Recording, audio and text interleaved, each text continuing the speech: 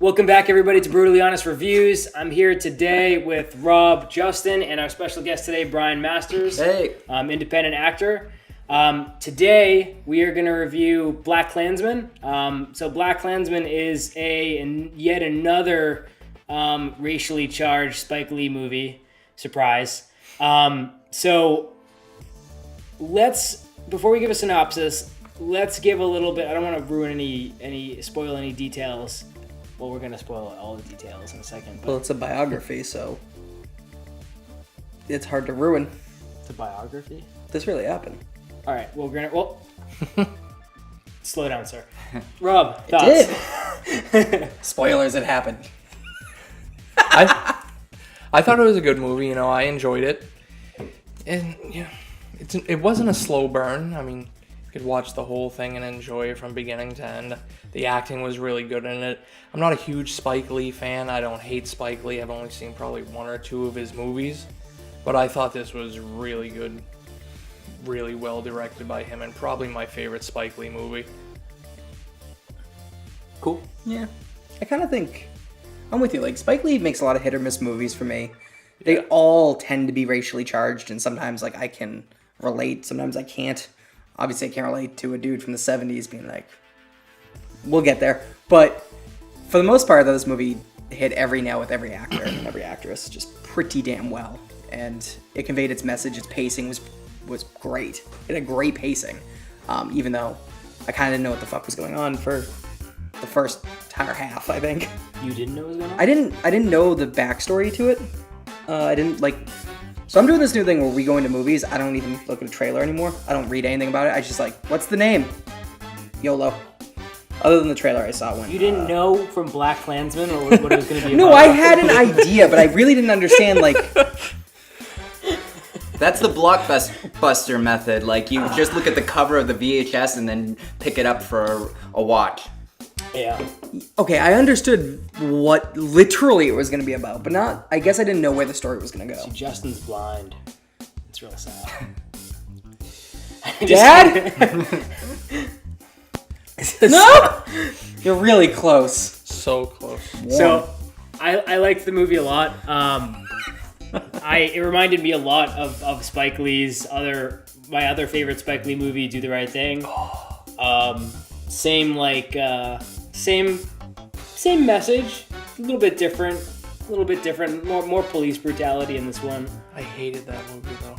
You hated Do the Right Thing. Miss Berman made me watch it in high school, and I hated it. I love Miss Berman. So do I, but I had to lie Shout to out her. Miss Berman. At the end of every movie, she's like, "Oh, did you like that?" I was like, "Yeah, sure." You didn't like it, though? Most of them I didn't like that she showed, but no, I didn't like it. We'll talk about that later, though. Yeah. 'Cause I definitely want to compare this to Do the Right Thing a little bit. But this film acted really well, directed really well. I thought that the balance of right and wrong between all the parties in the film were done very well in a way to not offend or objectify any particular side of the real story here. And I think that was real impressive. And then we'll talk about the ending because it's a little bit, extra we're giving at the end. And I know not all people like propaganda, I'll call it, in quotations, because some people might feel it is, some people won't. What it Brian, objectively is. what do you think? I thought it was a great film. The chemistry between John David Washington and Adam Driver was fantastic. Good balance with comedy and drama at the right tones and parts. And also, when it comes to being a Caucasian and watching a movie about racism, it can make you feel uncomfortable. This one did not make me feel uncomfortable, and it gave a powerful, great message, in my opinion. Awesome. Oh, it made me feel... Alright, let's start there. Made me feel wildly uncomfortable because I was probably the only white person in this theater at the time. It was all white people in my theater. Mine too. Mine was a mix. 50-50. It's not that I wish, it just made me feel very much like, I'm gonna get my ass beat the fuck up for existing? For crying for racial No, I just equality? This is gonna go into a much deeper conversation. What I'm just saying is that, like, I feel like being a white male in 2018 and just being in a room while something's being, like, very, I don't know, combative towards old school, I don't know how to word this. other than digging a hole. And I'm not trying to dig a hole. I'm saying, like, I love this movie. I love the message. We'll get to the ending, which ruined me. Oh, there was one white person. She brought her kids. That was... I'm conflicted about that one. It's a little weird. That was very strange. But, I don't know, it's just... There was, like, an uncomfortable vibe being in that theater. Yeah. And maybe just in my theater, in my situation, I wasn't alone. I didn't have Rob or you or anybody. I was just, like, alone. And while I agreed with the message, it's just, like... How do you know that everybody knows you're there for the right message? Well, how do they know you're not there for the, like, this sounds like my kind of shit? Well, if you're in the back of the theater screaming racial slurs, you're probably there for the wrong reason. I guess. Yeah, I guess that's, well, shocking none of that happened. Yeah. So let's go into the movie. So we start the film, and right away we're introduced to this character. What is his character name? I forget. Ron Stallworth. Oh, of course. Ron Stallworth, yeah. So the character Ron Stallworth we're introduced to, he's just kind of sitting out in the street and he sees that the police department in... Which police department? Anyone remember? Colorado Springs? Yep, Colorado. Colorado? Yeah. Not Coronado, Colorado? Coronado? Yeah. Coronado Springs is the thing. Colorado. Is it really? Yeah? Yeah. Okay. So Colorado Springs police force, he goes in, he interviews with the police force. It's not really like a racist exchange, but like it's a very like it's a very uncomfortable. There's subtle racism there. Well, there's subtle racism, but like also like it's a very real thing that he is the first black police officer. Mm-hmm. So it's like it's kind of like, are you ready for what is ahead? They're kind of like they're half trying to prepare him, and they're half trying to. I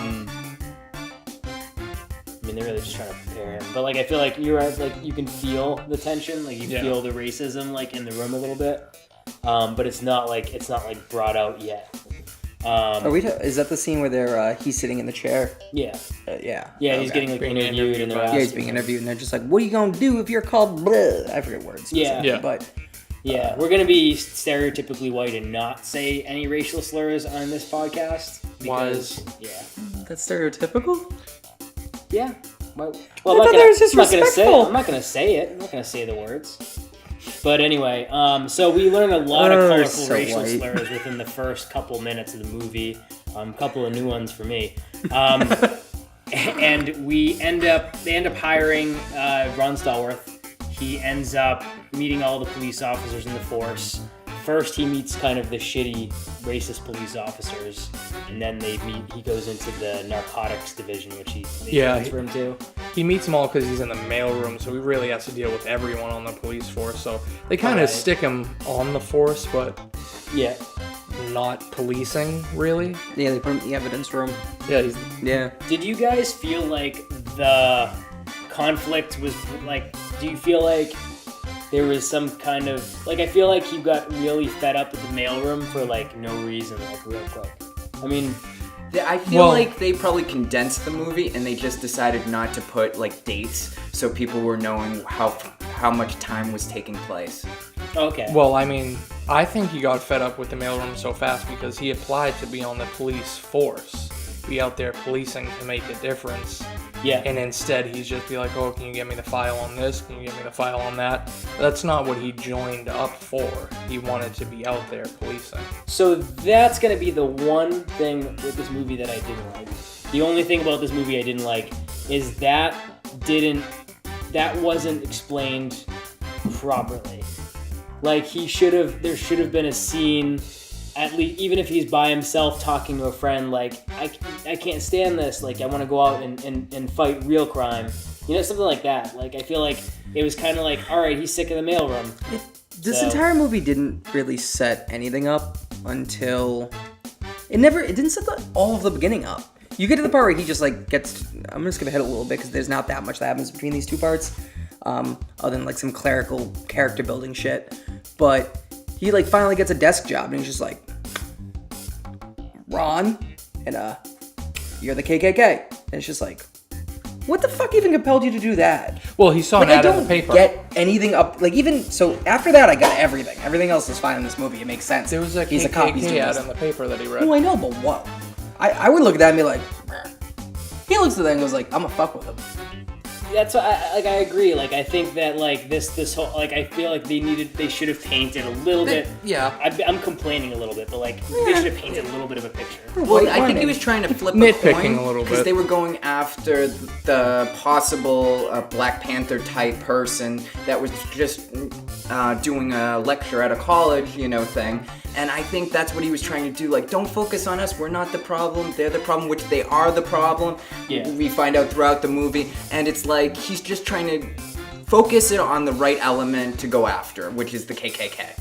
Yeah, I get you. I just feel like there should have been something there for us to just maybe the KKK take doing in. something bad in like a scene or two, like kind of, More like his like I wanted to see it affect him before. Like, I wanted to see the reason why he was like, all right, I'm gonna go join the police force. Whether that be like him coming to grips with not doing anything with his life, if they play that angle, or maybe like a motivated, okay, the KKK did something to me, or I can't stand this racism anymore, stuff like that. Like, I feel like he has no motive.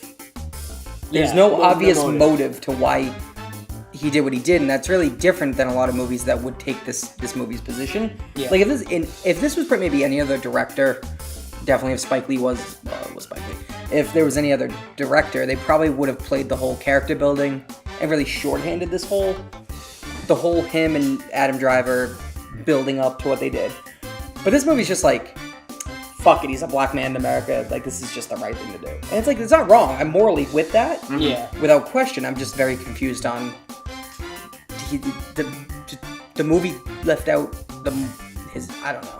The motive. The motive's just gone. I'm gonna say one more thing before I stop trying to rewrite movies for directors. We're not trying to rewrite this one. I think No, this one stands on its own, in my opinion. But like, minus this little tidbit. How about this? Like, what if they did like a scene where Ron Stallworth was a young kid, and maybe he's seeing things about Martin Luther King on the TV. Actually, that's right around the same time, right? Martin Luther King was A couple of years later, but yeah. But like, he could have seen stuff like that and wanting to get in the police force, and there could have been like a scene that showed the police force opening their ranks to other races. You know what I mean? Like we were just given a poster that said African Americans are encouraged to enlist in the police force, but like we could have seen a precursor to that. We could have seen why they did this, or we could have seen at least Ron Stallworth see that they opened up the ranks to it, and now this is his chance, his opportunity to take action or do something with his life or something like that. But with that being said, it is what it is. We move on. He gets a desk job as he wants to go in narcotics, and they don't give him narcotics, so they give him the desk job, and he's answering phones. And what's his first contact with the KKK? He looks at the newspaper and then he like calls him up to just leave a message and get information on him, and then they call him back lickety split. Right. It's he first talks to the Hank Hill looking guy. Hold on, you guys are forgetting the whole part where he's actually enlisted to go to that Black Panthers rally. Is that prior? That does happen before. Yeah, that was before. Okay. That happens before any of this KKK stuff happens. That was why he was brought into They pull him out because unit. they want him to be undercover. Yeah. For this against his will, but they're just like, well, he's a black guy, he'll fit in, whatever, Mike him, go. Right. And then that happens, which strange scenes.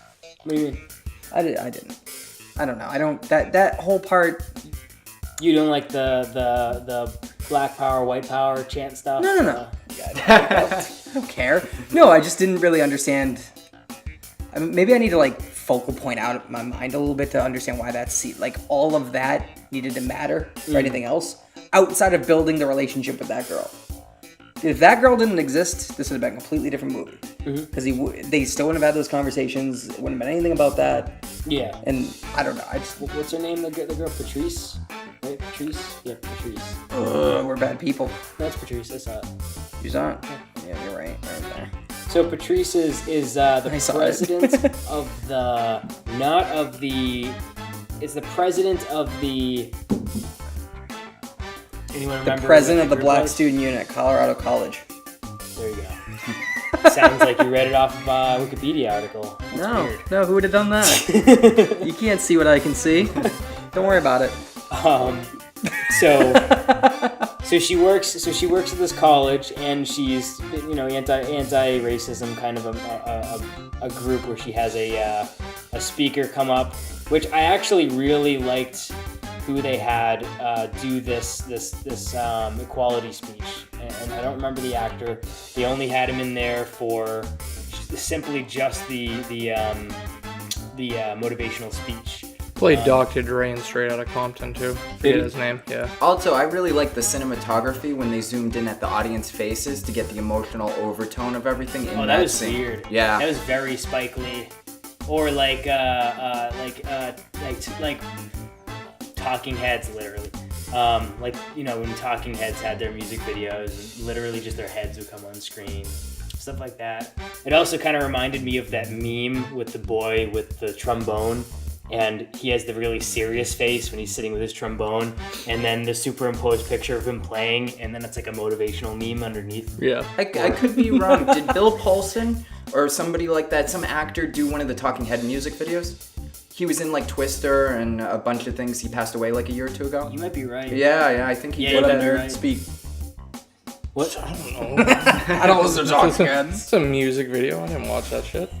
So the speaker does this really, really strong motivational speech, which Bill I really Paxton. liked. Oh, yep. Bill Paxton? Twister. Yeah, he's in Twister. Greatest disaster movie of all time.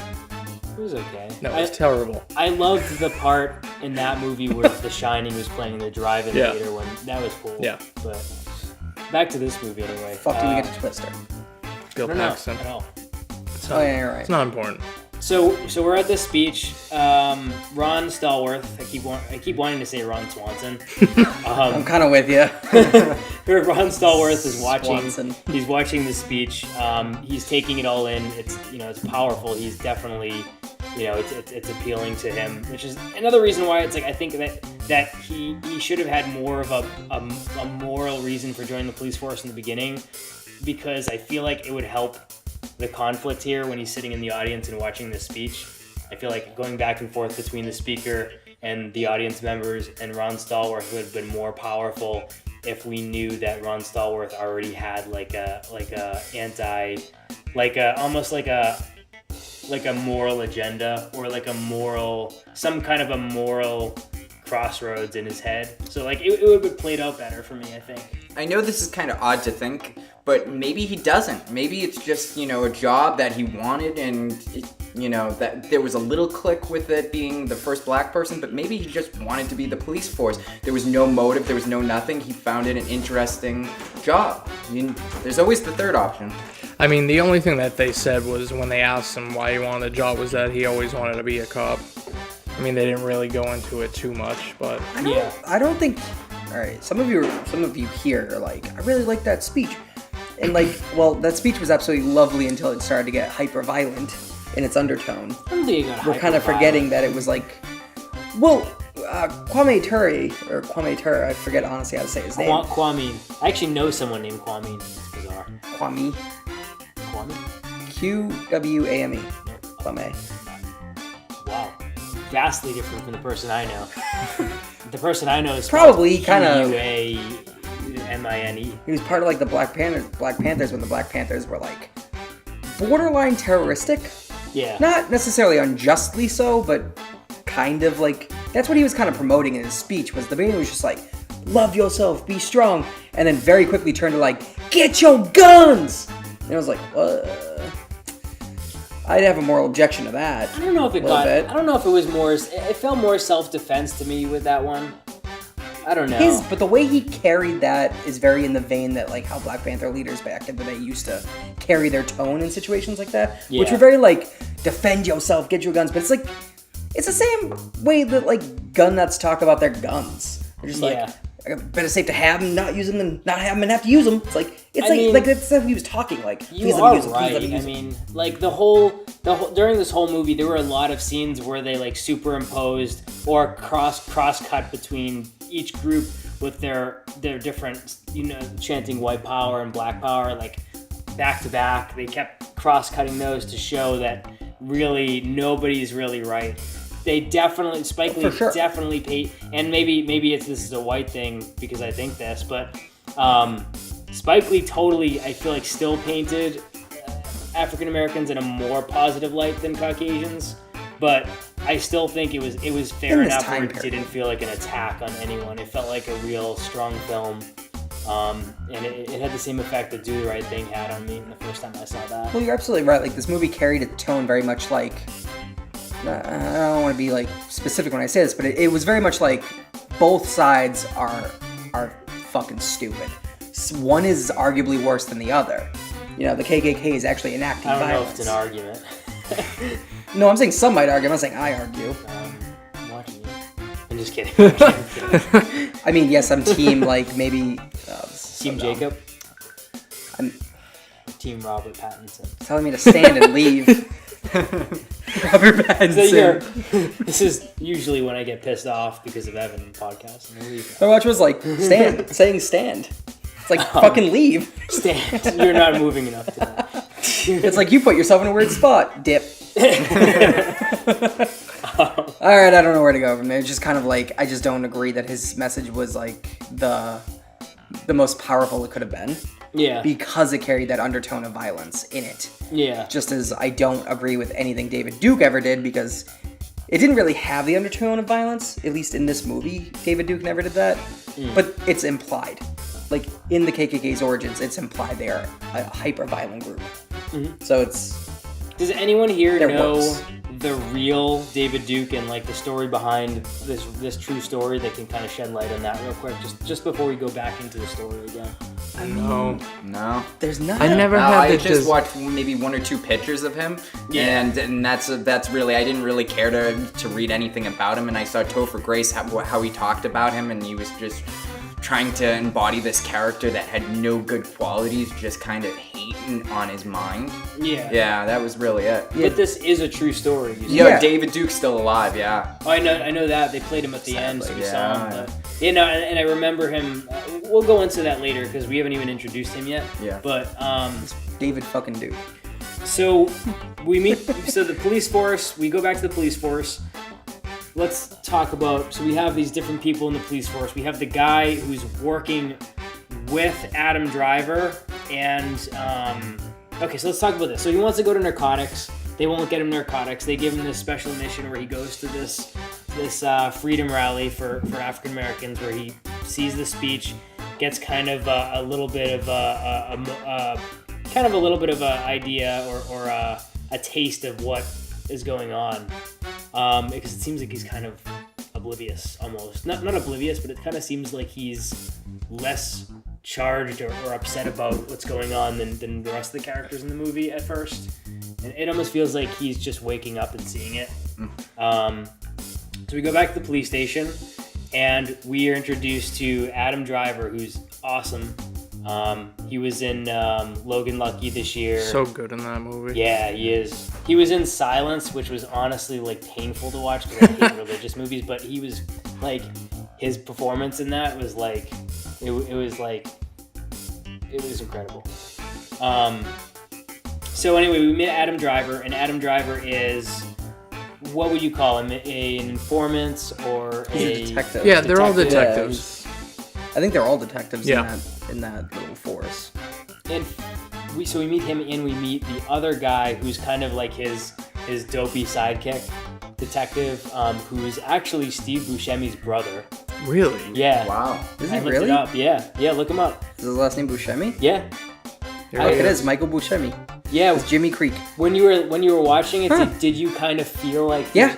You felt like it, right? Yeah. He kind of sounded like him, but he didn't look like him. He had the same pacing. His eyes. It was in his eyes. He's got those bulging eyes. Yeah. But he had the same voice, pacing. though. Yeah. Yeah. Like, he had that Buscemi pacing. Yeah. That he carries. He's in a lot of movies, too. Like, if you look up his IMDb, he's like 50 movies. Really? Yeah. I'll do that You'd never later. know either. And you'd think that like Steve Buscemi would carry his brother into stardom, kind of like the Hemsworth brothers, but I guess not. I don't think Buscemi really loved the stardom that much. No, probably not. He's a very humble, quiet man. Yeah, he's in a lot of good movies. Yeah. But anyway, we meet these two detectives. They are the first initial thing that they do is they kind of just meet and they talk about what they're going to do next.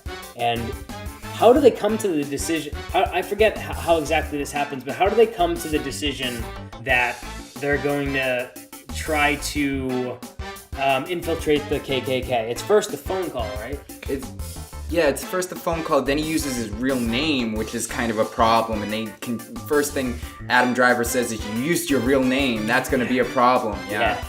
That was pretty funny. Oh, yeah. And then, so then that's where we hatch the plan, where they send Adam Driver in to meet with the KKK to basically be the in-person white Ron Stallworth. White. I have never laughed harder at a Family Guy ripoff in my life. Yeah. It was a Every Family Guy time ripoff. he says white, he's just like, white. And I can't even do it. Cool. Yeah, it's known that that's how white Southerners talk. Leonardo DiCaprio did that in Django Unchained.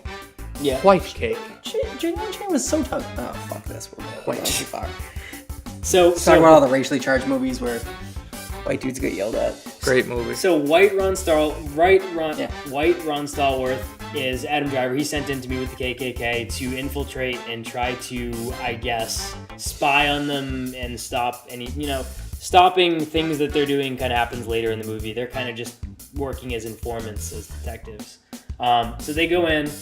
Black Ron Stallworth, which is played by, what's his character's name? Washington? David Joan Washington, I think. David John Washington? Yeah.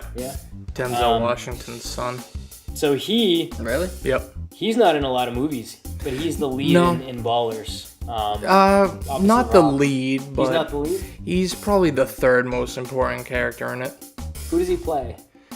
He plays, well, now he's a retired football player in it, which he actually played in the NFL for a little bit. He's the guy with the beard. Yeah. Yeah. It looks nothing like him in this movie. It's like, the hair. Yeah. But he actually played in the NFL too. Like, he was a pretty good college football player, playing in the NFL for like 3 or 4 years. Huh. Played in NFL Europe and then retired and became an actor. Huh. Interesting. Same as Terry Crews. Oh, right. Yeah. Terry Crews is the shit. Oh, yeah. Defend Terry Crews. So they send them in, and we're introduced to the KKK, which obviously they're gonna paint them as idiots, at least a little bit. They walked a fine line. They did a good job. That one guy they portrayed as an idiot, and he was stupid. I know someone who acts just like him, and you know who The it heavy is. dude? I'm not. Yeah. Yeah, don't say it. I'm not gonna say it, but you know who it is. Yeah.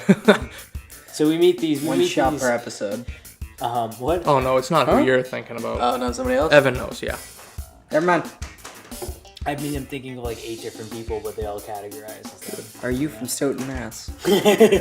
You might be. Yeah. When you're talking about playing the KK as stupid people, I think to the core, a hate group hates something within themselves, if it's education or something, and that's why they hate another race. Yeah. So I think that's why a lot of them are dumb. They hate themselves for not being smart, so they blame another race, and then, because they're smart and smarter than them, and they see it as an easy escape to be like, it's all their fault, when it's, pick up a book or something. That's really how it actually happens, though. Well, it really is. It's jealousy, or it's It's either ignorance. It's not knowing. It's ignorance. It's not wanting to know, and it's not knowing. Yeah. Not that, you should have to, know. Not that, hey. I feel like that's a innately easy Should be fucking there thing to to do. begin with. So Yeah. out of this core group of KKK, we have the one guy who's an idiot, who I'm not sure if we remember his name, the heavy guy. God, it doesn't even name him. Gollum. I'm just kidding. It's not Gollum. We meet the other guy That's the lie. who's from Vikings. His name was something like F, right? You really pull. Viking. Felix. Felix. Oh yeah, I forgot That his guy. name was Felix. That guy, he's kind of like the scary, Can you say his scary Jasper? guy. Hakonen. He is No. so European. That's how it's spelled, but that is. I wonder how you it's pronounce pronounced. those A's and O's with the He played really With good. the And he hasn't umlauts? done much. Yeah. With the umlauts. It's like Pjauken. Hakonen. It's Hakonen. All right. Now we're just being racist towards yeah. white people. We're gonna get. Yeah. Pjauken.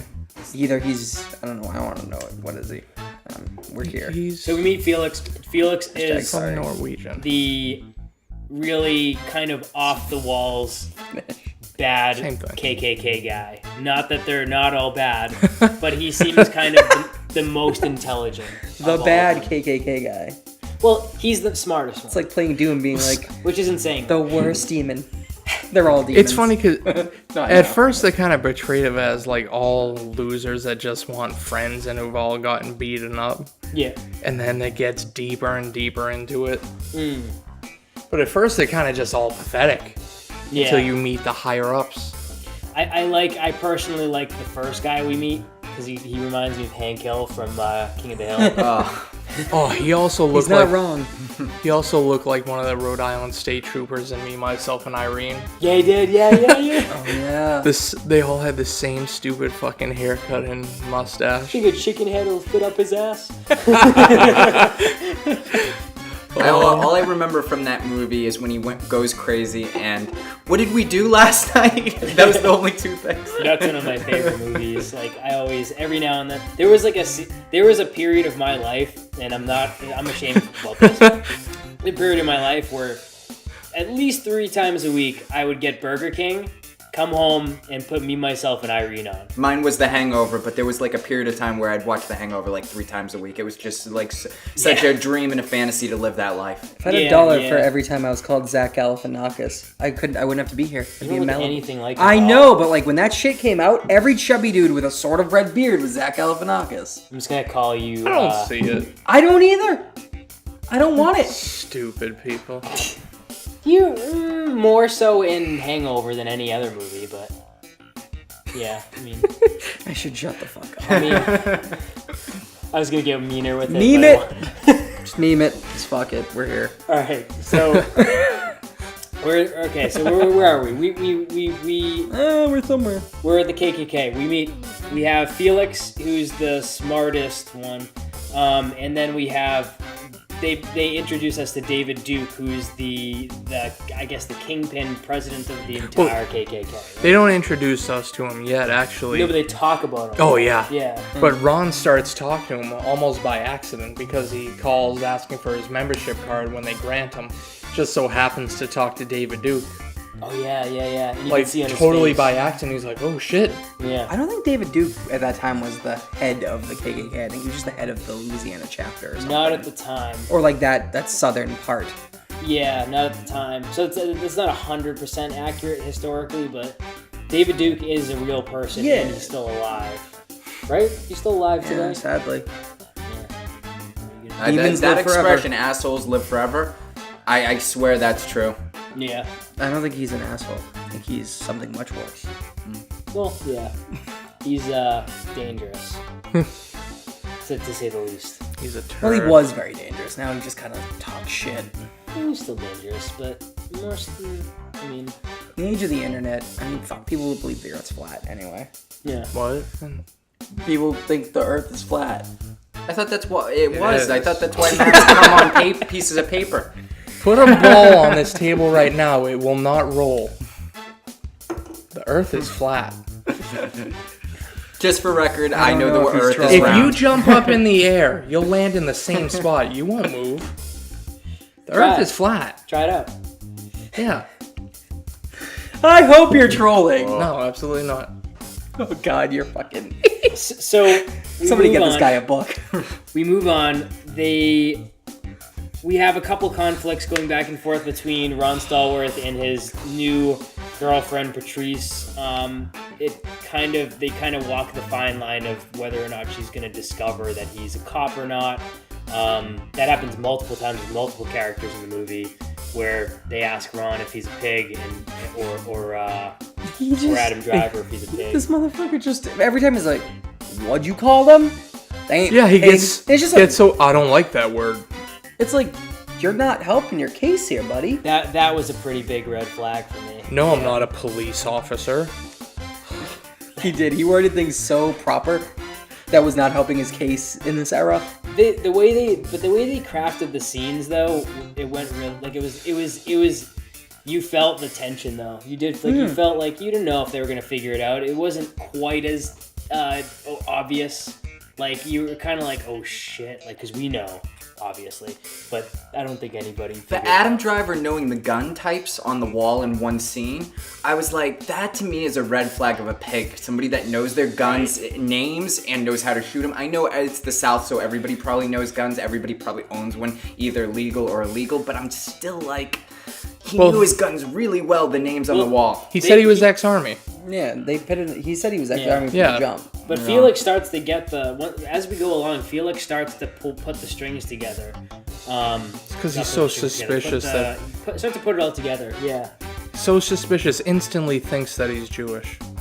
Instantly. Which is so strange that, like, that's a fair point I wasn't thinking of, that he comes off so suspicious for really no good reason.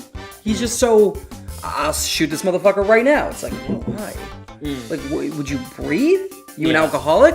No, he's not an alcoholic. The fat guy's the alcoholic. Yeah. But I was trying to figure out why he's so suspicious, and I'm just like... Maybe Felix was trying to push him enough for him to want to call backup. Maybe he was trying to, like, if he was mic'd or whatever, him taunting him that much would have gotten his backup to come busting in. I don't think he's that smart. No. Felix was just.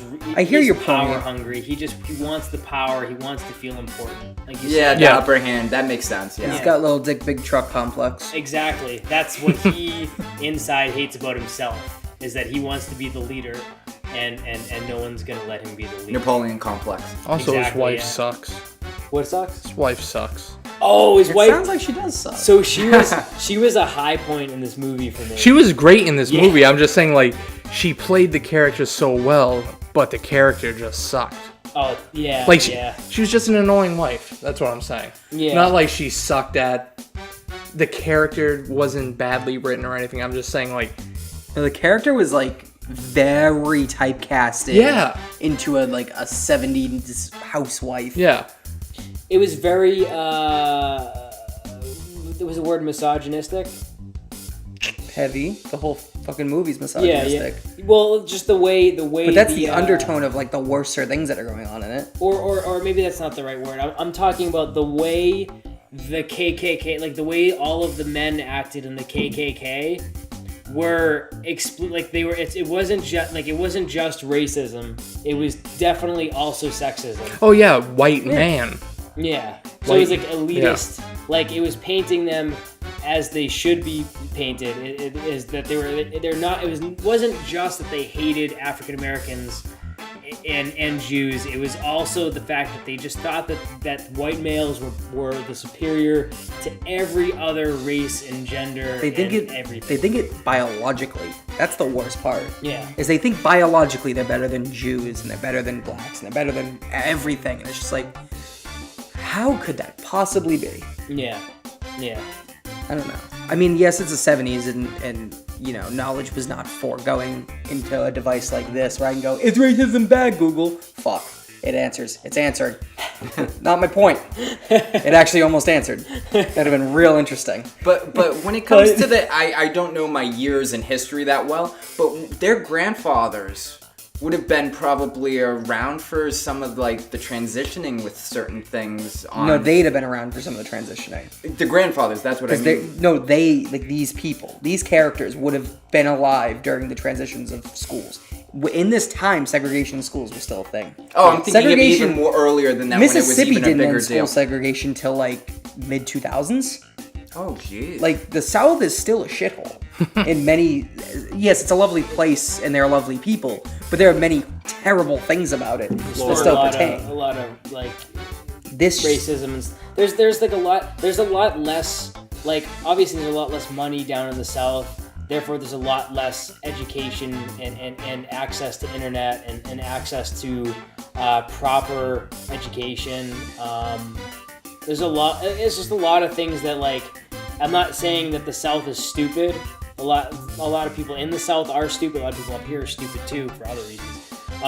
But down in the South, like, they just don't have as much money to work with in terms of the schooling system.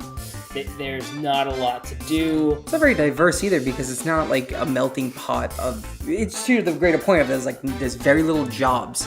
Yeah. All the jobs in the South were coal mining and gas and oil and industrial, and then the tech revolution just went like, fuck all that shit. Like, we're bringing in desk jobs and IT positions and sales positions, and the South was just like, I want to coal and mine and stuff, and like, no, that dream has to die. Move them into solar, move them into something else. This is a bigger conversation for today's world too. Yeah, it's even more so today. But then, like, it was still tech boomy. I mean, it was just boomy. Mm-hmm. It wasn't. Where does this even take place? This movie. It's gotta be early 80s, because they got the mics, you know, We're talking about early the South. 80s, maybe late 70s, yeah. Yeah. Well, no, it literally takes place in, I think, like 73 or 79. 73, but it's gotta, like you said, I don't know the exact years, but I know, like, roughly, like, it is definitely 70s. I mean, no, like, it's 79. Yeah, it's just 79. It's literally 79 to like 82. I just feel like their grandfathers probably distilled it, like drilled it in their heads, some of the ways they became. Oh yeah, Yeah. of course. It Yeah. still happens now, but like now it's like for example, and God bless you, Dad, if you watch this, but for example, my dad, like, there's a lot of things that my dad thinks that I know, just being able to educate myself with the internet, I know he's wrong about it. But because he grew up when he grew up, he's right in his eyes. Always. It's the same thing. Like, everything that's grandfathered in is going to have to go away by self-education. Well, that's true. Like, my father was born in 1939, and, well, he's no longer here, but just the fact is, like, up until I was like 14 when he passed, it was very much, he was trying so hard not to be that man that was born in 1939, which is a very, like, angry, racist man. And I'm not saying he was, but, you know, he carried that bigotry from his families before them, and that exists, I think, in most of those people. Granted, he's the age of some of, probably all of our viewers' grandparents, but, you know, it's like, I understood what that was like, to have to pull yourself away from, to learn things on your own, instead of listening to your parents and following them. And I kind of feel bad for anybody that just blindly follows what their parents say. It's like, how could they have done everything right? They don't. We're 27, 26 to 28. We don't even know what the fuck we're doing. Yeah. We're just kind of like moving. If we were dads, we'd be spewing shit too. Yeah. I don't know really where I go with there. Just raise your kids better than you were raised. Yeah. Don't be racist, and then have a kid. That's the moral. Just don't have kids. Just don't have kids. It's so simple. Yeah. The economy can't handle that shit. Yeah. So I grew up and steal my job or something. I'm just kidding. So we keep going in the movie. We keep going back and forth between Zimmerman, which is Adam Driver's character, the white one, Ron Flip, His as name's you will. Flip randomly. So we keep going back and forth between interactions with him and the KKK, and back to the police station and interactions with the police force. And they catch wind of something that they were trying to do that's a little bit bigger. And then we see the plan is hatched to get some C4, which delivered one of my favorite lines in the movie, which is, "Can I pet the C4?" From the Big Idiot. KKK guy. Yes, I thought he said, "Can I touch it?" I wasn't really. I think he said, "Can I pet it?" Or can I? I'm gonna grant that he said it? that because that'd be way funnier. Yeah. Yeah, I want to believe he said that because he probably did. He'd have licked the C4. He was always drunk. Yeah, he was, or just always dumb, but he was always drunk too. So we find out the plan. The plan is that the wife is gonna take the C4. And I think originally they're going to bring it to the event, right? Mm-hmm. I think it was the event. And the event is canceled. And then, so what happens is the wife actually ends up bringing the C4 over to Patrice's house as a plan B. Mm-hmm. Tries to put it in the mailbox. Doesn't fit. Patrice comes home with her friend, and the fat wife panics. She goes and she hooks it up to her own car. No, to Patrice's car. No, she does it to Patrice's car. She kind of like waddles away. Yeah. Also, I feel like the wife might have been brainwashed a little bit because there was that one scene earlier on where she's like, do we really have to, like, she asked, do we really have to kill him or something on those lines? There was like she asked, can we? Oh, I thought it was... Did you miss when they're in bed? Yeah, that's what... When they're in bed, she's like wet dreaming that she gets to kill him. I thought there was one line where she was like, do we have to or something? That no, it was not do we have to. It was like, please, Daddy, can I? Yeah, just let me do something. That conversation, though, there was the implication that she did not always think like this. Yeah. Yeah. Like, there's the implication that her life's dream wasn't really, her life's dream was really to just get married to a white suburban man and have kids and live out her days. That's all she wanted. But she met a piece of shit and who put false beliefs into her head. The truest of and shit. Thus turning her into another racist. I mean... No, she's a terrorist. Well, she's both. She's a domestic terrorist. Same. I mean, she becomes a terrorist, but she's I'm gonna racist. use the language I really wish like we would use. If you're gonna bomb somebody, you're a fucking terrorist. You're. No, it doesn't matter if you're domestic or foreign. Like that's terrorism. I think if you were 79 or now, it's terrorism. If you were a racist who is openly racist, you are a terrorist because you're still terrorizing people. Yeah, that's a blurred line. Yeah. Your thoughts don't make you a terrorist. Your actions make you a terrorist. What I'm saying is. What about Charles Manson? We could have this conversation. Manson's a terrorist. Not go down that. He never killed anybody. I thought it was just his words that got That other is people why to this kill. is a strange Still a conversation. No, he's Yeah, don't go down that rabbit hole. okay. We're not gonna. He's not a terrorist, but like, fuck him, he deserves to die in prison. Well, he's dead now, but yeah. Oh, is he already dead? Yeah. He died, like, I don't remember. last year, I think. I don't pay. He does not show up in my Google News feed. Sorry. TMZ. Sorry. I don't even listen to that shit. So I jumped over like probably not that much to be honest. We're pretty close to. There's a lot of the middle that's filler, and it's okay that we're here. There is one part that we did jump over, which is the actual KKK meet with David Duke, where we have the whole. Oh yeah. That's a great scene. Where Ron plays his bodyguard. Yeah, Black Ron plays. Has to be David Duke's bodyguard. He's I forgot there's a black bodyguard. Ron. Yeah. We never find out though whether it was a police thing that they sent it. Like I don't think it was a police thing. I think it was legitimately that they. How the fuck did they end up with him as the bodyguard? Like who? I think it The was chief his just- bosses kind of yeah, being the a chief little bit just of a assigned dick him to because it. he's been not a pain in the ass to them, but he's been pushing a lot of things. So they're just like, oh, we have nobody else. You're gonna be his bodyguard just to give him a hard time. They but thought not it'd being be funny. racist, I think. Yeah, I think it was. I think they did it to just kind of be like. Yeah, they thought it'd be David funny. Duke. They wanted him to fuck up the investigation. Yeah. Because, I mean, later on in the story, you find out that the whole thing kind of gets thrown away. Huh? The chief kind of just... Elaborate? He's like, oh, good job on the investigation. Now destroy everything. So... Because the KKK is too high up in the government. There's too many government officials. So when they were discovering all that stuff, they wanted all the information destroyed. Oh, yeah. Which I thought was funny when in the theater when Ron Stallworth is sitting at his desk and he's looking over the report and he shreds it, rips it once and throws it in the trash. And I whispered to Taylor, "Destroyed. No one will ever be able to do Yup. that." It was the 70s, so probably was destroyed. Yeah. Well. Yeah. He gave it a good old college try. That whole scene was very interesting and uncomfortable. Let's jump back to that scene. Not that scene, but the... In the church, though. The scene. Yeah, in the church. that's the scene I mean that was uncomfortable. That's a major scene. So like to explain that scene a little bit. Well, I mean, not really to explain it, but we have Black Ron Stallworth, who ends up having to be the bodyguard for David Duke, the leader at the time of the KKK. And then we have White Ron Stallworth, who is there as a undercover KKK member, Pretending to be the real one. Pretending to be the Stallworth. real Ron Stallworth. Whereas the bodyguard, he's what does he give his name? Does he give a real name or a fake I don't name? think so. So he's just the bodyguard. Yeah.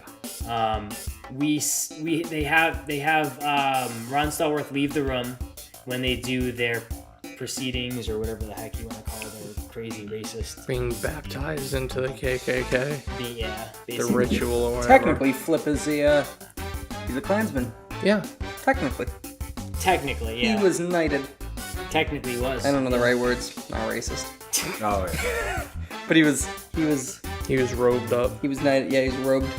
And then they have that Last Supper, and Felix is like, I'm gonna figure this out. We're gonna make sure that this ends the way I want. So they go try to bomb Patrice. He sends his wife. His wife's a fat idiot, and she ends up getting tackled by Ron Stallworth, who comes down trying to stop the bomb from getting to Patrice.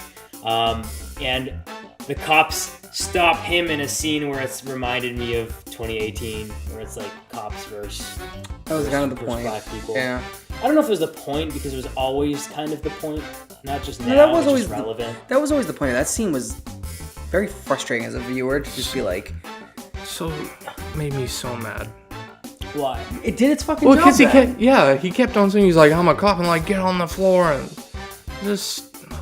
But even that, like, you can't. What I was thinking in my head when that scene started, I was like, of course they're gonna do this because this is what's going on now. But also, like, you have to realize that, like, this was going on in the 70s. Yeah. This was the only reason. I'm a strong believer that police brutality has always happened, and the only reason we're seeing it now is because we have cameras everywhere. It's always documented. I also think, like, so many presidents wouldn't have been presidents if they had Facebooks and computers. JFK never would have been elected. I would truly like to believe that, but our president is Trump. And, I didn't think about. Oh yeah, jeez. he's the most vocal fucking thing on the planet when it comes to Twitter. what. Delete your Twitter, everybody. Just delete it. It's toxic. I know somebody who didn't get Facebook Please. till they were 22. Yeah. Yeah, that is like They're a unbelievable. sociopath. Anyway. No, they were trying to become a cop, which they are now one. I don't know if it's They were better or so worse. shitty that they had to hide their shit. No, they just kidding. had no Facebook, so they, the police wouldn't just look at every little thing and scrutinize. I don't know, man. If I was hiring a cop, I'd be like, you have no social media? Do you have friends? What's your motive? What I Reasons I'm not a cop. what I did like a lot about this movie, though, is there were a lot of times in this movie, and what's his name? Spike Lee does a lot of this with his films. If you notice, he'll do a lot of things. He'll do things where he'll create little small mini scenes that are almost like vignettes within the story that fit within the story, but stand alone as like as social or political messages. So like, What's the example here? there's one scene way early in the movie when Ron Stallworth is reflecting on what he saw in the rally at the African American rally, and how he's talking about how I think he mentions Woodrow Wilson. That might be a little bit later, but he talks about how We're at the damn end. he talks about how there could or it's Patrice that talks about how there could never be a president like that or something like that, and it's totally a vignette talking about Trump. It's totally a vignette based on Trump. I thought she was... You could be right, but I thought she was saying, like, there absolutely could be a president like that. I thought she was saying, like, their fight is to make sure there is never a president like that. Yes, the whole Not that point there is what never I'm trying will to be. say. Like, I don't know like the actual dialogue in the scene. I don't remember, but the whole point in that is like I really appreciated that little mini vignette scene. It was kind of like almost like the more you know kind of moment, because it was kind of like, wow, that's deep. And there was also foreshadowing, I feel, to that scene even earlier when one of the cops were telling him David Duke could become president. Wasn't there that little scene and that was foreshadowing even that little scene to just implying it again about politics. They can be sneaky, they could be racist, they could destroy the infrastructure that we've built. Well, That was the one. that's literally what was happening when Ron, the first time Ron spoke to David Duke, was the reason David Duke was so personable and quiet about his racism was that he was running for office, or his future goals were to run for office, so he's trying to clean himself up.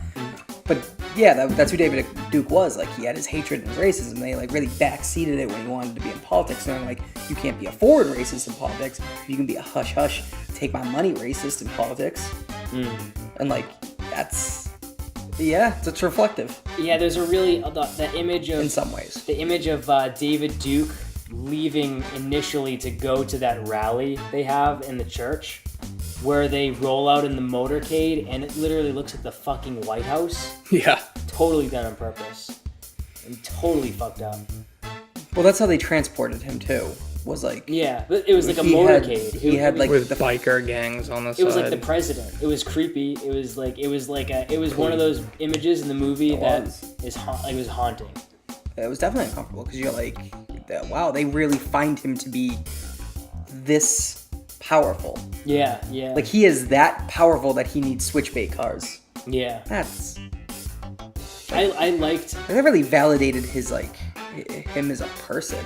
Not a good way, like, but it validated the fear that he causes. Yeah. And the power that he holds, like in his name. Yeah. It was just, I liked his acting, Topher Grace. Yeah, he was really good in this. Yeah, really strong. Like if you actually go back and look at like David Duke interviews or any kind of David Duke talking, it's very similar. It's like a very calm, collected, almost again like eerily haunting. calm, yeah. Yeah, like really creepy. Just the fact that someone is so well put together and in terms of like delivering like convince it like to these idiots, obviously the KKK, like very convincing dialogue to these people to brainwash them. I think we're also like forgetting, I don't know, Hitler is kind of the boss of that shit. Yeah, Like yeah. old footage of him is deeply unsettling.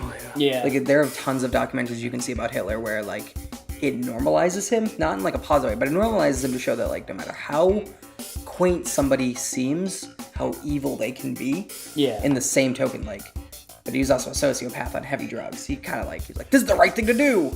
David Duke's not. He's not the same, of course. He didn't, millions murders of people. Yeah. Murder millions of people. Millions murders of people. I gotcha. My favorite debate on Hitler is, would you kill baby Hitler? And my favorite answer, and I don't know who said this answer, but I would not kill baby Hitler, but I would let him into art school. And maybe that would have changed his whole path. Fuck that baby. That's kind of an interesting way to look at it because he was, Kicked well, shit down the he stairs. was a horrible artist. If you've seen any of his artwork, it's horrible. But if he did get into art school, that was his passion. Yeah. You know? Yeah, so was George Bush's. No. Let's just side trail on this a little bit. George Bush choked in a pretzel. He did not have I literally almost chipped a tooth when you said that. Moving on. So He snorted chalk for sure. where are we? So we see the fat wife. Does she have a name? She also, I just call her swear, the wife. you know Ferris Bueller's Day Off? Yeah. The secretary. name's She Connie. modeled her look and her way she acted from the secretary in Ferris Bueller's Day Off. If you ever look at that, she's so iconic the same exact way. Yeah.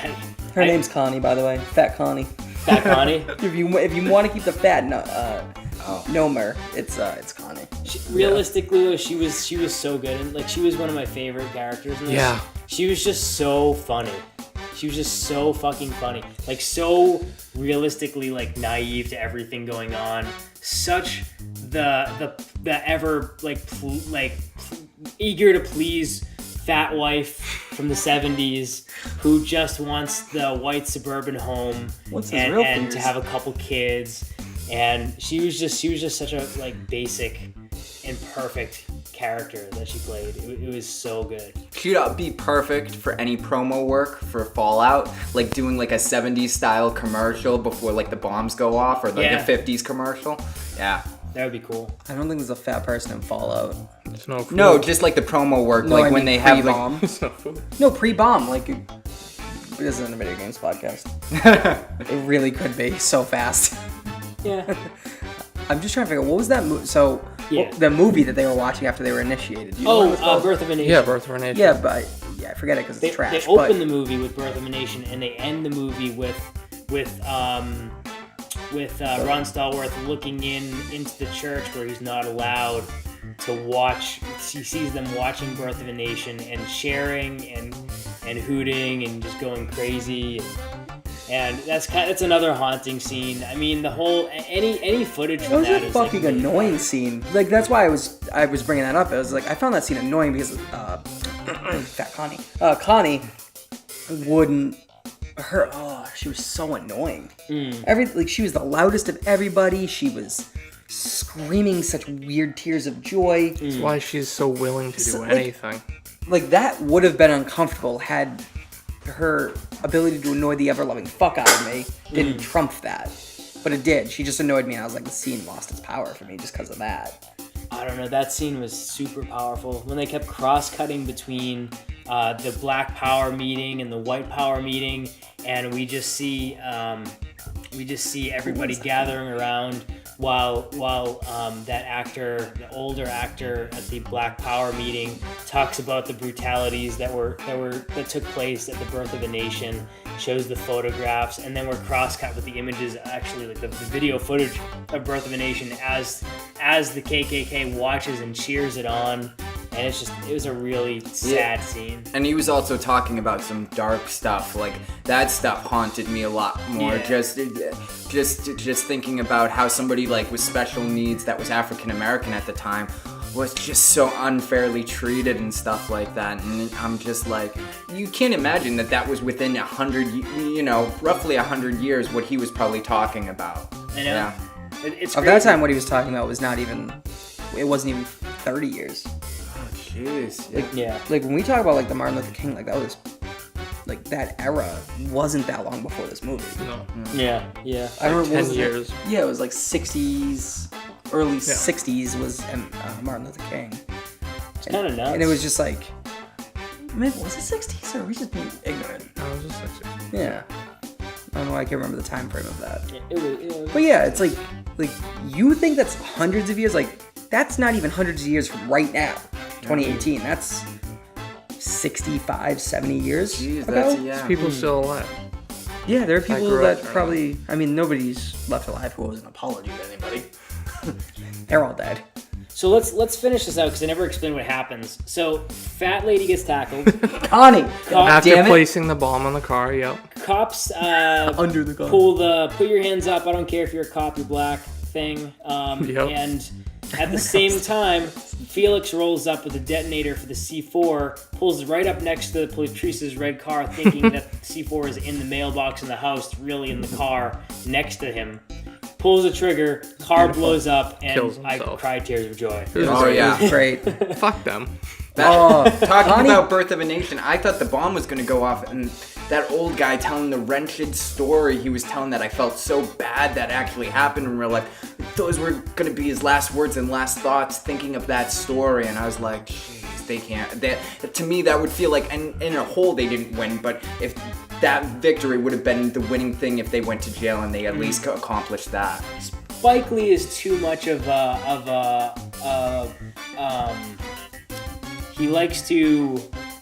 too much of like a, he likes to leave his films open-ended so you can kind of, he paints the obvious what's right and wrong.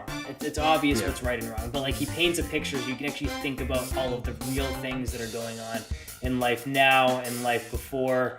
And at the end of the movie, we are actually shown footage of protests from Black Power, White Power, the Black Lives Matter movement in 2017. And then we see some shots of Trump talking, which I never really realized how fucked up what Trump said was until I heard it in context with that footage. That's the thing that, not what I'm going to say is divisive, but Trump doing that. Trump. Like, I understood the implications of what he meant when he said it, without needing this film for the context, was fucked up. He's never once denounced the Klan. He's never once denounced Nazis. Yeah. Openly, verbatim, strongly. Now, do I necessarily think he's racist? Maybe not so much, because I don't think he is. He's just stupid, and he goes money. And he sees money. If the Klan's dumping money in his pocket, he's pro-Klan. But he's quietly that. So it's like... But yeah, like that was so underlooked. Like, how if you're, I don't care what side you're on, how do you not see that him not denouncing what that dude did when he drove the fucking car through people was worse than anything the left was doing? fuck you. The way he worded that was absolutely disgusting. And it's specifically the quote that he worded. The protests, basically, a bunch of people got run over with cars. One lady even lost her life. She got run over by a car in the protests. Heather and Heyer. Trump does his nation, his, what does it call it? The State of the Nation. State of the Union. State of the Union. State of the Union. So he does a State of the Union in which he addresses what happened at the events. Oh no, it was just statements after the event. Sorry. Yeah. Statements after the events, not a State of the Union. It wasn't that serious. But what he said was, but I mean the. Yeah. He just. It's pretty serious. There were times where like I would cross my fingers that I wouldn't have to go to Boston to work because you never know what protests you'd run into. Yeah. It's been a fun couple years of Do we think, and I'm not saying insanity. anything pro-Trump whatsoever, I'm not for Trump, I don't believe anybody without political background should not run for president, be a Democrat, Republican, or whatever. Do you think that Trump is more of a puppet and he just takes a speech and says whatever and it's people behind him? He might not even know what he's saying is wrong, and it's still his fault for reading something without thinking. That's what I was trying to convey, was that do I in my heart think he's a racist? No, I really don't think that. No. But I think that his inability to vocalize what happened was fucked up. He's weak. He's just a bitchy queen. Because he just goes, money is more important to him than any moral stance he could ever take. He shows that every time he flip-flops on an issue. I'm not trying to go too political, but it's like, I can like him and hate the left. I can hate the left and still like the right. It's like, it doesn't really matter. I'm a very moderate person, but he should have owned what he should have owned. He should speak from the heart from time to time. Every president should do that. And he was so scared. Yeah. He was just so scared of pissing off so many people. Look at every... We see this more and more lately, is that all these senators getting in office are like, this guy tried to rape 5-6-year-old girls, and this guy hates blacks, and this guy doesn't think the Holocaust existed. And these people are being elected. Mm-hmm. Like, they're the people dumping money into his account. So he is team, go fuck kid and go do this and do this weird shit. But he's doing it so quietly. And like, that's what's disheartening about him, is like, he's so easily paid off to accept that stuff, that this wasn't even a shock when he did it. I think he's just cocky. I think the money it's money, but like, he has all of the money. This is purely a Napoleon complex, in my opinion. Without question, but it's a money game. It's a money grab for him. I don't think so. Like, to answer your question, like, I directly think that he only cares about his reputation and what he looks like. It's not money for him anymore. He has so much money. I assure you it's not money. If he cared about his reputation, he'd lay off the Burger King or McDonald's. No, like he thinks that he just thinks that he's like the pinnacle of existence. Well, some backstory to why I know everything he does for money, whether you think he has tons of it or not, is that like his presidency has put his name things with like hotels that are Trump hotels. Trump doesn't own. He licenses his name to. It's kind of like a quiet thing that he does. They've boosted revenue. Mar-a-Lago, which is a golf course he owns in Florida, has like quadrupled or like 500% plus done money because of him. Why do you think he spent half of the first year of his presidency there? It boosted money. Like, he is in it for the money. Yeah. He's just so fucking smooth about it. And he says dumb shit to distract you from like the other things that he's doing. I don't even know how we could have elected him president on those bases, because like he owns too much to be president. He can move things around for his pocket. Like, I don't see how that was a conflict of interest when we elected him. It is, but like the thing because that was a moral. It was never in our hands.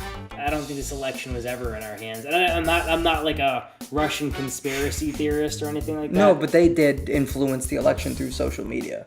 That's true. I don't even want to go into that, but that's what this movie did, though. It sparked these thoughts and it sparked these conversations that it's okay if we disagree on whatever we disagree on or agree on, but we should be able to have a civil conversation about this because there are truths to like what's happening in 2018, what was happening even in 2016, 2017. And I don't understand why all this closeted racism is back so strongly when we were fighting for so long to get rid of it. Yeah. We were nearly like in the 90s and early 2000s, it was like it wasn't even a thing.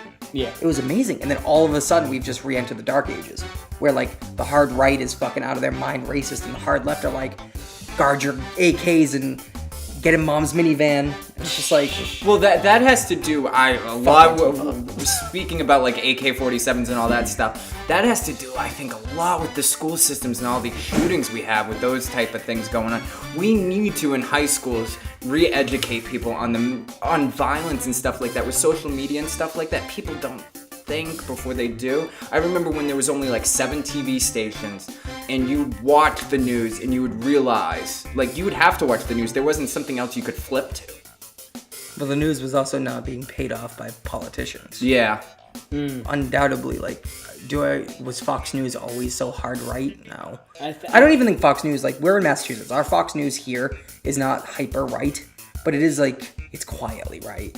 I think we've reached a point where there's just too much saturation. You can look anywhere for education. You can look anywhere for media.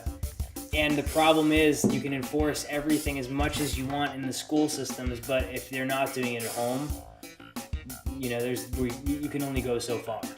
That's the problem, and it's just like there's a lot of parents out there that don't give a shit about their kids. And it's proven when you see, for example, kids bringing their goddamn kids bringing their kids. Well, it's not false. Not false. There are 12-year-olds with kids. But when parents bring their kids to the theater to see, first of all, to see this movie when they're like 12. First of all, bringing your fucking shitty kid into a theater in general, you should already be. Well, backstory: these kids were maybe 12 to 14. It was kind of hard to say. It was a weird setting, but after the movie ended, I kind of like, I low-key appreciated like mom being like, this is what, like, too many parents these days shelter their kids from the reality that is reality. Yeah. And it's kind of, at first I was jarred to be like, why the fuck are their kids next to me? But then a part of me was just like, if they weren't shown this with this honesty, and she's gonna have to have a conversation with them after about it, because they live in Massachusetts where, like, there's racism, but it's so closed door racism up here. How many times do you think that conversation is fuck whitey or the reverse?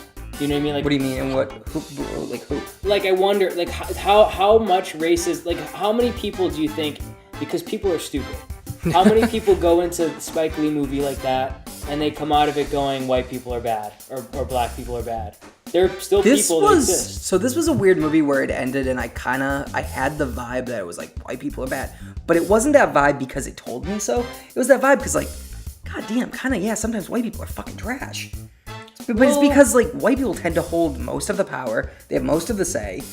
I'm not like, let's hate me because I'm white, and I'm also not like, let's hate you because you're black or you're anything. Or let's hate women because they're women. It's just like... But yeah, I see your point that you could leave a Spike Lee movie going like, fuck whitey. I just think like I think and that's dangerous though. I think the movie painted really well that both sides were equally wrong. But I still feel like people are. It's a problem with people. It's not really a problem with teaching what's right and wrong. It's a problem with people in general. And I've always thought this. I almost went to school for psychology.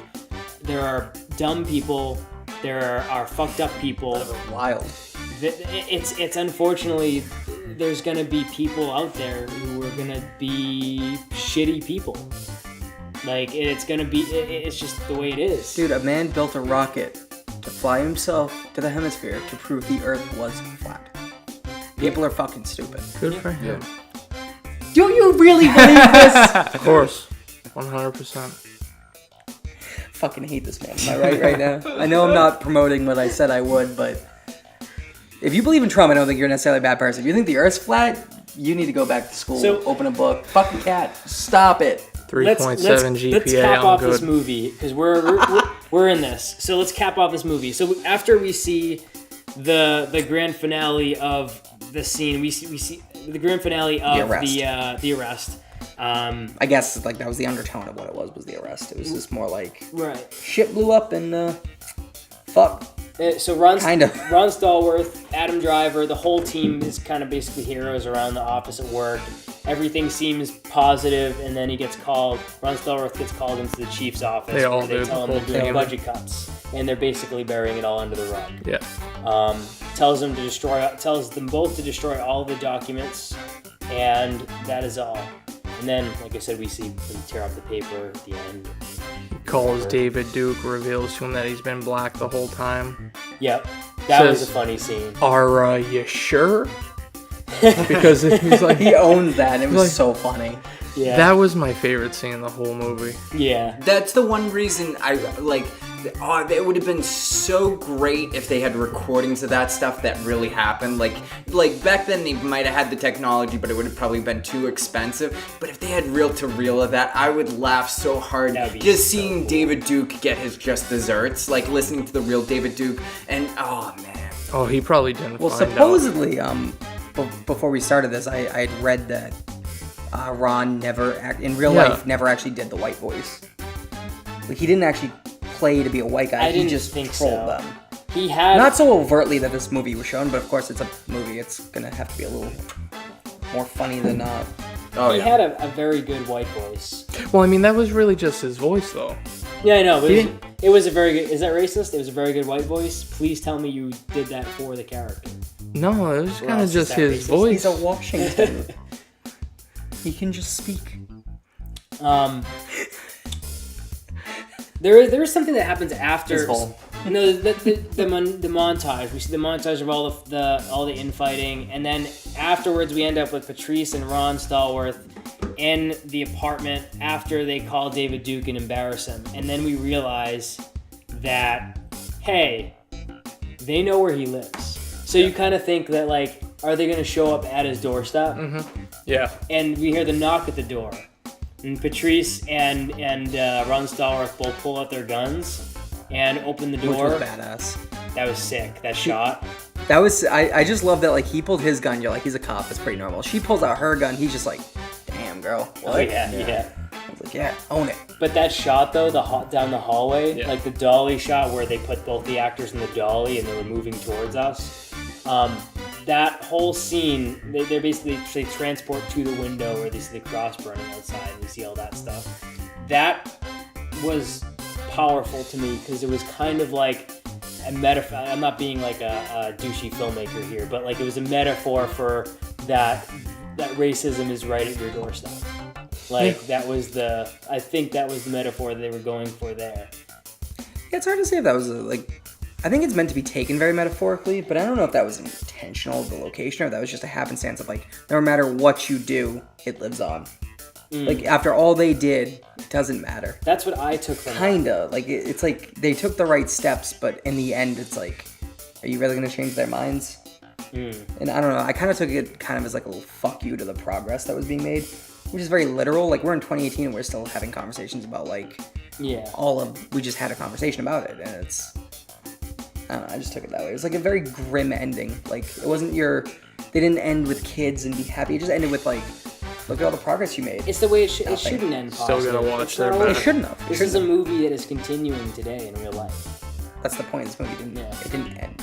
Exactly. It just was like this chapter of this one time frame of this one human Yeah. in a bigger sea of what is racism in America is over.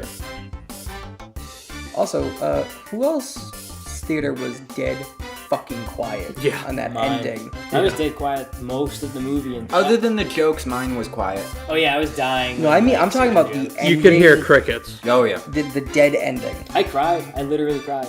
All I you didn't could think hear those was guys- silence and sniffles Yeah. of just being like, wow, that was powerful. And I saw like the In Memory of Heather, and I was just like, and I cried. I was like, oh my god, Yeah. like how the fuck is this still happening?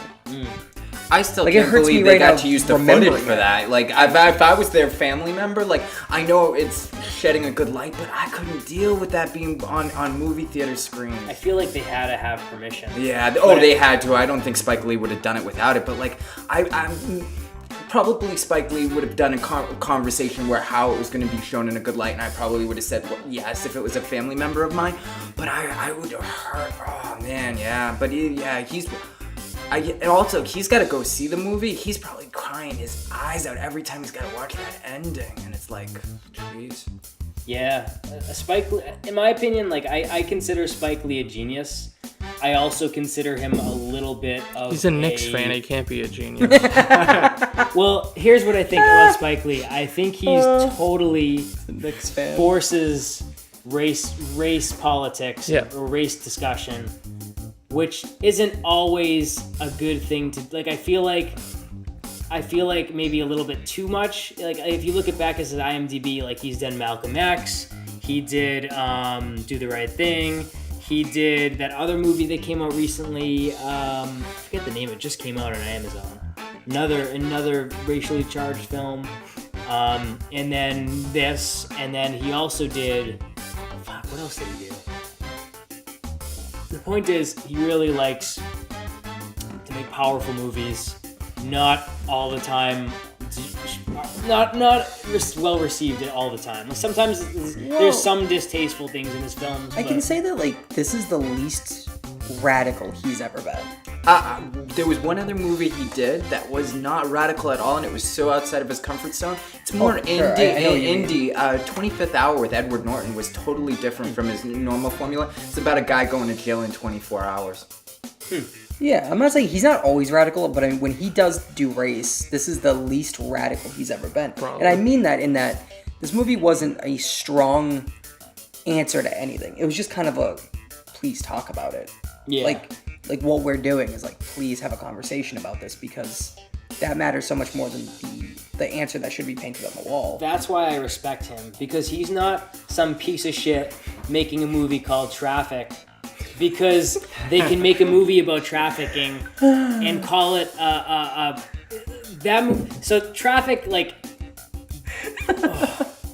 Right? An hour of ruining that movie. Let's do another 5. Talk about two ends of a spectrum. You have Spike Lee creating really powerful movies because he actually cares about equality, cares about people, and then you have Traffic, which is very clearly trying to bank on people's money.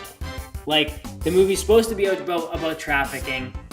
Human trafficking, but there's absolutely no, like, there's very little moral or there's like no actual substance to the entire film until the end, where they're like, this is a true story, millions of people are trafficked every day. Like, it's just such a fucking cop-out for a paycheck. Yeah, that movie, alright, we'll get a 5 minutes. That movie fucking sucked, just simply on the fact that you didn't even know it was about trafficking until it was overtly way too late to care at all. That movie could have been about unicorns fucking zebras. By the point of that coming in, I had to care just... Yeah, I'd watch that too. But I just mean... I'm just... The point of that coming? I'm just thinking of a unizebra now. I was just saying that it was equally as important to what this movie was trying to convey. Not what it did convey. Not what it was trying to convey was very serious. What it conveyed was unicorns fucking zebras. Shut up. I was just trying to think of a name that you can call a half zebra, half human, like Goat Boy. You remember Goat Boy? the scientist thought that it might have been a straight scientist man in a third world country thought it was a goat, half human, and it was just a goat with like a developmental issue, or just looked like a slightly human face, but like we're in like Zambia or something, and they're like, it's a Goat Boy. I just remember Jim Brewer played him on Saturday Night Live. Goat Boy? Yeah, Jim Brewer. Oh god. Played him? Yeah, there was like a goat... a fetus that died like an hour after there was a birth. Goat Man or a Goat Boy on Saturday Night Live back in the 90s. Oh, that's funny. Yeah, people keep thinking that you can make like, crossbreed people. You probably can, but like not through... Not yet. All right, we're done with this one. Let's move on. Final thoughts, Rob, in a number group. I liked it. I'd probably give it, 7.5 or an 8 out of 10. That's it? Yeah. No, I just mean those are your thoughts. Yeah.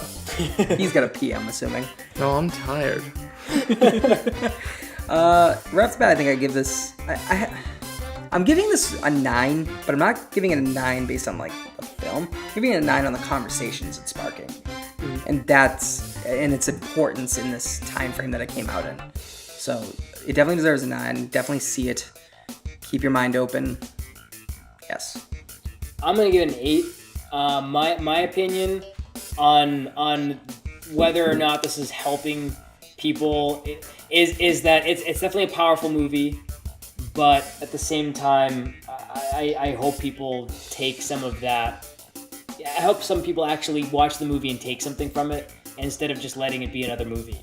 So with that being said, like, I'm gonna give this a fair grade based on the film and not based on what's actively going on every day just because. But in terms of a movie, the plot was, I mean, it's real. It's going on now. The storyline was really solid. Again, they balanced all of the characters really well. They balanced all of the groups really well to not make it seem too one-sided, even though the Nazis were very dumb. But you know what? Nazis are very dumb. If you think one race is superior, you were very dumb. Sorry. I mean, people thought Wolfenstein was modern day race, like talking about modern day. Wolfenstein's a fucking 20-year-old game. They didn't want the last Far Cry to come out because they thought it was making fun of dumb hicks that were in cults. I strongly appreciate the games today are just like, they're just taking their fuck you stand. I want to talk about cinematography real quick. Yeah, because I liked. There were a lot of cool shots here. There's nothing really quite impressive, but there was just a lot of cool shots. For example, the shot where they're panning past all of the KKK members getting initiated, and then they pan back, dolly back. They dolly back the other way, and then they see David Duke go up to the stand and address them. That was a cool shot. And then the shot at the end with the dolly into the burning cross. I just thought there's a lot of cool little shots that had a lot of impactful emotional meaning. I thought all the portrait shots, basically, I don't know exactly what to call them, but like the shots where Ron would be talking to Flip in the locker room, like just the way that was shot invoked what felt like a real conversation that was being had. It didn't feel like you were watching a movie. It just kind of felt like you were watching a conversation. Because it was in like a locker room. It was like intimate. Right? Yeah, it was like, I think it was like it was like down and panned up, and it just kind of showed perspective. I think that's what it was. Yeah. Oh, did you give it a letter grade? I gave it a number grade. Number grade too. Okay. You gave it an 8. I gave it a 9. He gave it a taco. 7.5. He gave it 7.5. What the fuck? Oh, I thought you said 7. But anyway, Blackkklansmen, see it. I haven't given my number grade. You suck. Yeah. I give it an 8.8. I thought it was a great film. Also in a $15 million budget with all these popcorn flicks, and it making $26 million in like 2 weeks' time is excellent. Also, one of the big things I want everybody to get out of this movie is the race stuff. If we can just all grow on having the same color blood in that one thing, we can all grow on no racism whatsoever. Cool. So with that being said, go check out Do the Right Thing. Go check out Do the Right Thing also, but go check out Blackkklansmen. Don't become a Klansman. Black or white. Be multi-raced, non-Klansman. Are you saying we should all be multi-racial? No, I'm saying this should be non-race specific, non-Klansmen. Basically, just be love people. Everybody. Don't be an asshole. Everybody's the same. Everybody has good ideas. Everybody can get along. Fuck Trump. Don't vote Trump. Fuck Trump Too one late. more time. He just divisively drew a line in our audience. If there is a line and there are people not listening to us because they're pro-Trump, they can go fuck themselves. Oh, We're at line that drew point. harder. No, Eminem already did it. It's fine. Eminem already did. So, Oh boy. Rob, anything to plug today? No, just the podcast. Rate, review, 5 stars on iTunes, all that jazz. Yeah, please check us out. Review us on iTunes. It means a lot. Get us somewhere. Moving up. Probably not for this episode, but No, I'm kidding. But yeah. Thanks for having me, and 5 stars, iTunes, YouTube. Thanks. Cool. Yeah, check us out on Facebook, YouTube, SoundCloud, soon to be Spotify. Brutally Honest Reviews on the Brutally Honest Network, and stay tuned. Stay tuned because we are going to have a beer show coming soon. A couple new short films coming out at hoptopfilms.com, and we're gonna probably do some more shit this week. And next week we're gonna try to get out to you Alpha, which is a little known flick that came out, and Mile 22, which is a Mark Wahlberg pilot that made me very sad. Fucking Wahlberg. Wahlberg. Loved it. Anyway, have a good week. Brutally Honest Reviews. Keep it brutally honest. See ya.